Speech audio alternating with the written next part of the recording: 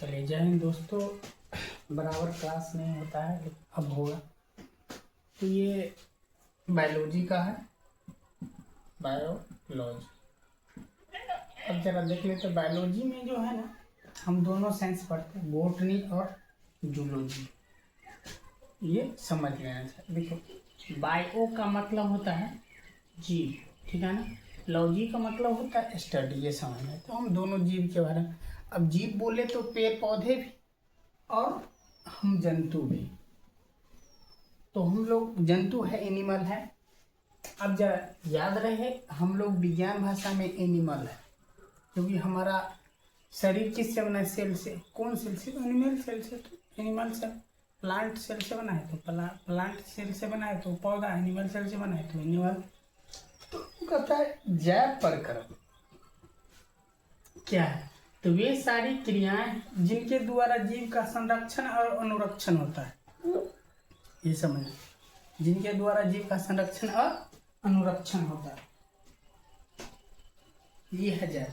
अब जैव प्रक्रम में क्या क्या आ जाते हैं? तो पहला होता है पोषण, फिर शोषण, परिवहन, विसर्जन, प्रजनन, ग्रोथ जिसको विकास करते हैं, मोमेंटम गति, नियंत्रण और कंट्रोल एंड कोऑर्डिनेशन।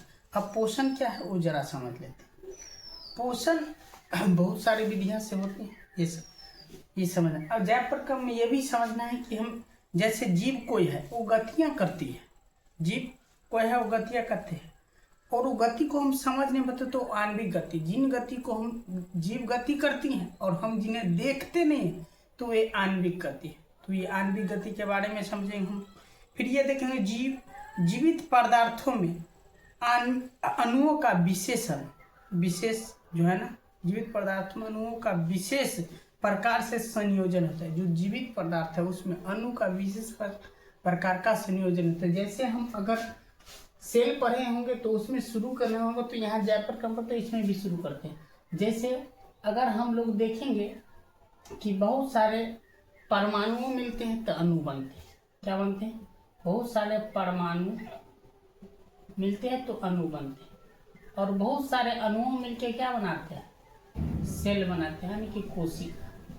कोई एक सेल बना, अब बहुत सारे कोशिका मिलके क्या बनाते हैं? ऊतक बनाते हैं, और बहुत सारे ऊतक मिलके क्या बनाते हैं? अंग बनाते हैं, और बहुत सारे अंग मिलके क्या बनाते हैं? अंग तंत्र बनाते हैं, और बहुत सारे अंग तंत्र मिलके क्या बनाता है? शरीर बनाते हैं, और बहुत सारे शरीर मिलके क्या बनाते हैं? शरीर को ही व्यष्टि कहते थे हम लोग, और बहुत सारे शरीर बन के क्या बनाते हैं? पर्यावरण बनाते हैं, पर्यावरण। और यही पर्यावरण पारिस्थितिक तंत्र बन जाता है। एक पारिस्थितिक तंत्र जिसमें सारा चीज रहता है, नदी, झील, तालाब, पेड़ पौधा, जीव, अनेक प्रकार के जीव होते हैं। ये पारिस्थितिक तंत्र हो, और पर्यावरण जो है एक पारिस्थितिक तंत्र का एक भाग है, ठीक है ना। तो पर्यावरण का मतलब अपने आजू बाजू में चारों ओर, उसे पर्यावरण कहते हैं। अब जैसे अगर हम समाज शास्त्र में पढ़ेंगे तो समाज के जो चारों ओर इर्द गिर्द जो प्राणियां होते हैं वो समाज कहलाते हैं, जहां हम रहते हैं। तो हम लोग का समाज है तो मानवीय समाज है। अगर मछली है एक जगह तो मछली का समाज है, कोई जानवर एक जगह तो जानवर का समाज है। खैर, अब हम लोग यहाँ जैव प्रक्रम में पहला जो पढ़ेंगे वो हम लोग पोषण पढ़ेंगे। ये पढ़ चुके हैं हम लोग, परमाणु, अणु, ये सब समझ चुके हैं, कोशिका, ऊतक, ये सब पढ़ चुके हैं। अब हम लोग यहाँ से शुरू करें। तो पोषण क्या है ये जरा समझ लेते हैं। तो पोषण क्या है वो समझते हैं। तो जीवों संबंधित जो क्रियाएं हैं को सुचारू रूप से, जीवों संबंधित जो क्रियाओं को सुचारू रूप से जीवन को चलाने के लिए प्रत्येक जीव दो प्रमुख आवश्यकताएं होते हैं। एक तो होता है जीवन की उपापचय क्रियाएं, ठीक। दूसरा तो शरीर की वृद्धि और टूटी फूटी चीजों और सेल का मरम्मत। अब पोषण क्या है तो जरा वो पोषण क्या है वो जरा अब समझ। ये समझने के बाद हम लोग पोषण समझते हैं। जीव विज्ञान है, थोड़ा धीरे धीरे समझ में आएगा, थोड़ा भारी होता है, धीरे धीरे ये विस्तार होते चला जाएगा। अब हम लोग पोषण, तो पोषण वह विधि है जिसके द्वारा जीव पोषक तत्व को ग्रहण कर उसका उपयोग करते हैं। पोषण क्या है? वह प्रक्रम है जिसके द्वारा, क्या लिखेंगे? पोषण, पोषण वह प्रक्रम है, यानी कि वह लाइफ प्रोसेस है जिसके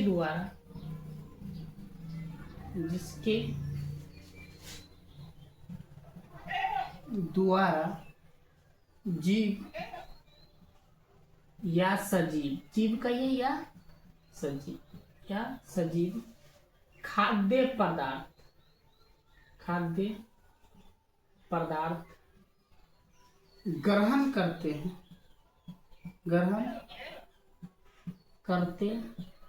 हैं और उसका उपयोग कर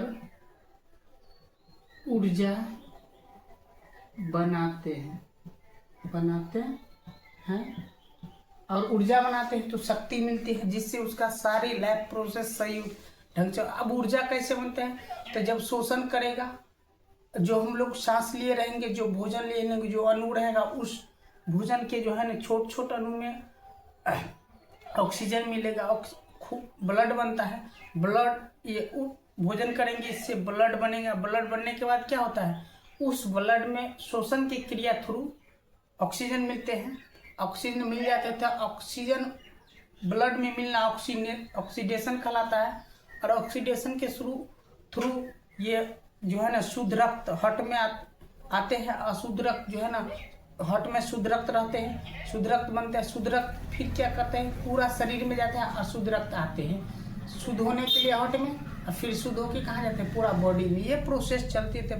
शोषण और पोषण दोनों एक साथ होते हैं और सारा लाइफ प्रोसेस एक साथ होते हैं, ये याद रहे। कुछ है जो समय और एज पर होने शुरू होता है, जैसे प्रजनन है। अब देखिए शोषण क्या होता है? सांस लेने की शॉर्ट में समझिए कि हम ऑक्सीजन लेते हैं और कार्बन डाइऑक्साइड छोड़ते हैं, ये शोषण होता है। लेकिन इसकी थोड़ा विस्तार में पढ़ेंगे। परिवहन का मतलब होता है हमारे शरीर में सारा भोज्य पदार्थ को और जितने भी विटामिन है सारा को खून के माध्यम से या एक परिवहन तंत्र के माध्यम से संचालित होता रहता है। पेड़ पौधे में भी परिवहन तंत्र है, मनुष्य में भी परिवहन। अब विसर्जन होता है, सबका विसर्जन होता है, एक ना। विसर्जन का मतलब होता है उसको सारा उपयोग हो जाने के बाद हटा देना। इसके बाद प्रजनन होता है, ठीक है। प्रजनन वह प्रक्रम है जिसके द्वारा जीव अपने ही तरह जीव की उत्पत्ति या संतान की उत्पत्ति करते हैं। विकास होता है, जैसे देखिए छोटा से बड़ा होता है, मोटा होता है, पतला होता है, ये सब विकास। मूवमेंट का मतलब गति है, तो इसमें स्वतः गति होती है। नियंत्रण और समन्वय का मतलब होता है हम हर चीज को अपने अनुसार नियंत्रित करते हैं, कंट्रोल करते हैं। लेकिन कुछ नियंत्रण और समन्वय अनैच्छिक होते हैं जिन्हें हम कंट्रोल नहीं कर पाते। और नियंत्रण और समन्वय बहुत जरूरी। जैसे अगर एक पाँव हम बढ़ाते हैं तो दूसरा पाँव उतने ही अनुपात में बढ़ेगा। अगर हम जैसे खाना खाते हैं तो जितना बड़ा हम निवाला लेंगे उतने ही बड़ा हमारा मुंह खुलेगा। ऐसे इसी को कहते हैं हम लोग नियंत्रण और समन्वय। धीरे धीरे हम लोग पढ़ेंगे, सारा प्रोसेस पढ़ेंगे, अच्छा से पढ़ेंगे और सब समझ में आएंगे। ये समझ लीजिए। अब हम लोग को पढ़ना है क्या? तो जो पढ़ना है वो बातें हैं पोषण से शुरू होता है। अब न्यूट्रिशन इसको इंग्लिश में हम लोग बोलते हैं। अब ये जरा देख लेते हैं पोषण कितने प्रकार के होते हैं, पोषण की विधियां कितनी हैं। पोषण की विधियां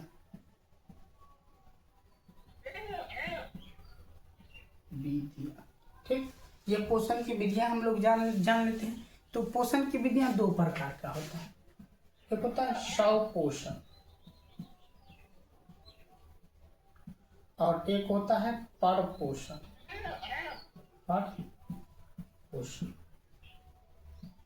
अब देखिए स्वपोषण और परपोषण, इसको ऑटोट्रॉफिक कहते हैं। क्या कहते हैं? Autotrophic nutrition. इसको ऑटोट्रॉफिक न्यूट्रिशन कहते हैं। इसके बाद तो हेट्रोट्रॉफिक। क्या होता है? Heterotrophic nutrition. अब जरा देख लेते हैं। ऑटो का मतलब होता है सेल्फ, सेल्फ यानी कि स्वयं, सेल्फ का मतलब होता है स्वयं। और ट्रॉफी का मतलब यहाँ समझ लेते हैं। ट्रॉफी का मतलब होता है न्यूट्रिशन, जिसको हम लोग बोलते हैं हिंदी में पोषण। तो जो जीव सेल्फ स्वयं भोजन बनाते हैं या भोजन संश्लेषित करते हैं उसे ऑटोट्रोफिक जीव कहते हैं, और जो स्वयं नहीं बनाते हैं उसे हम लोग परपोषण कहते हैं। और देखिए, जो ऑटोट्रोफिक विधि द्वारा, ऑटोट्रोफिक प्रोसेस द्वारा अपना भोजन संश्लेषित करते हैं और तो स्वयं तो स्वपोषी हो गया। और वैसे जीव को स्वपोषी जीव कहते हैं। और जो दूसरे हेट्रोट्रोफी का मतलब होता है बगल साइड, किसी से लेना।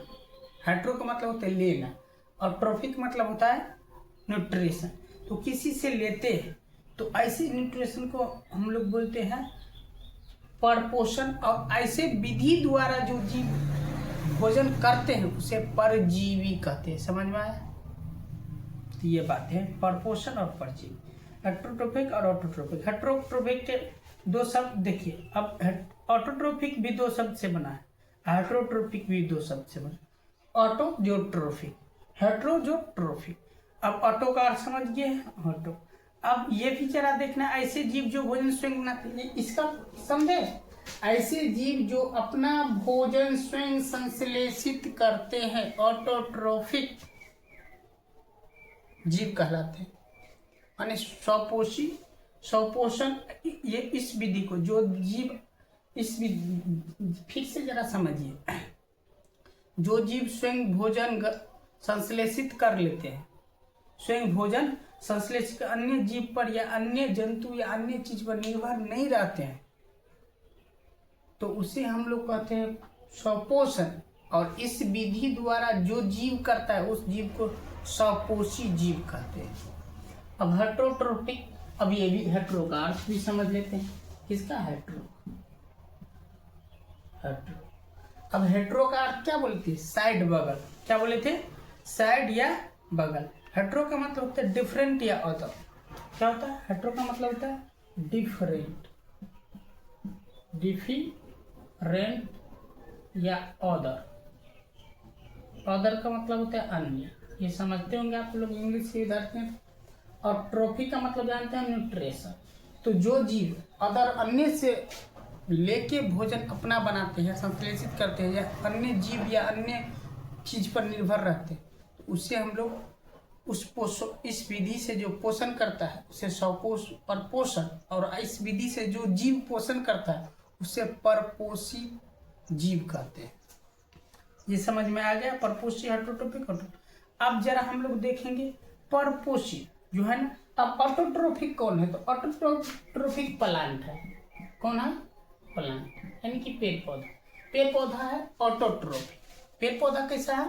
ऑटोट्रोफिक, स्वयं संश्लेषित करता है। अब स्वयं संश्लेषित क्यों करते हैं? तो उसके जो है ना शरीर में एक पत्ती होती है। ये जरा समझिए, लिखना क्या है, सारा पीडीएफ में अवेलेबल हो जाए, पहले समझ लेते हैं। पत्ती होते हैं, ऐसे लिखेंगे पत्ती तो ठीक है। अगर ऐसे नहीं देंगे, अगर ऐसे लिख देंगे पत्ती तो ये पत्ती गड़बड़ा, ऐसे नहीं, ऐसे तो गड़बड़ा जाएगा। ऐसे लिखेंगे हम लोग पत्ती होते हैं। पत्तियां, लिप्स जिसको बोलते हैं, वो लिप्स में हरा रंग होता है। और हरा रंग में क्या पाया जाता है? क्यों आता है हरा रंग? क्लोरोफिल के कारण। क्लोरोफिल नामक वर्णक पाया जाता है। हम लोग वर्णक पढ़ चुके हैं, इसको प्लास्टिड कहते हैं। प्लास्टिड हम लोग पढ़ चुके हैं। अब क्लोरोफिल नामक वर्णक पाया जाता है। वो क्लोरोफिल नामक वर्णक में जो है ना एक छिद्र होता है, स्टोमाटा होता है। वो स्टोमाटा क्या करता है?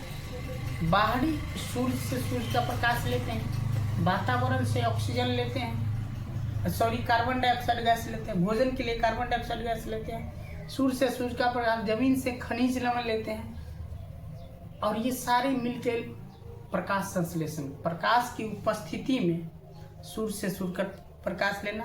किससे?